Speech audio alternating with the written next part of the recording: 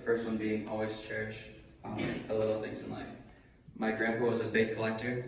His favorite would be his giraffes and his elephants. My grandpa was also a huge family man. If he wasn't working or taking a nap, he would have he would have his grandkids, me, my brother, and my sisters at his house.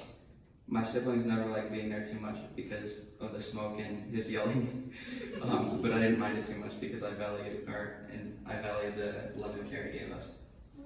I remember going to the bank with him a lot. Us kids would grab Tootsie Pops and we would look for the Indian on the back of the wrapper. He always told us if we found him, we'd get a free sucker. He would bring AJ and I fishing, and I was always afraid of the stingers on the bullheads and the catfish, so he don't hook them for me. After Grandpa's first stroke, he didn't have too much mobility, but he did get this really cool scooter out of it. My grandpa did love his Pepsi and his Marlboro Reds, so we'd ride his scooter down the street to the gas station, sometimes to the Salvation Army, or wherever he needed to go.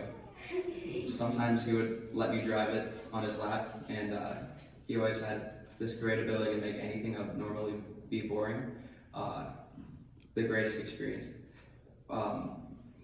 Another thing my grandpa did was, around when I was in kindergarten, my grandpa would bring my class cupcakes, or like a cake for my birthday.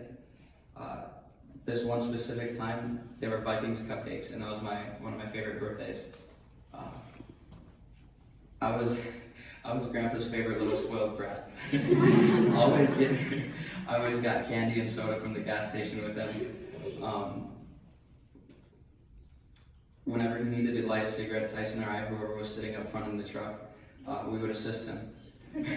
Way back when Tyson didn't know how to light a lighter, I would do it for him. If Tyson was sitting up in the front, Grandpa would light it and Tyson would hold the steering wheel for him.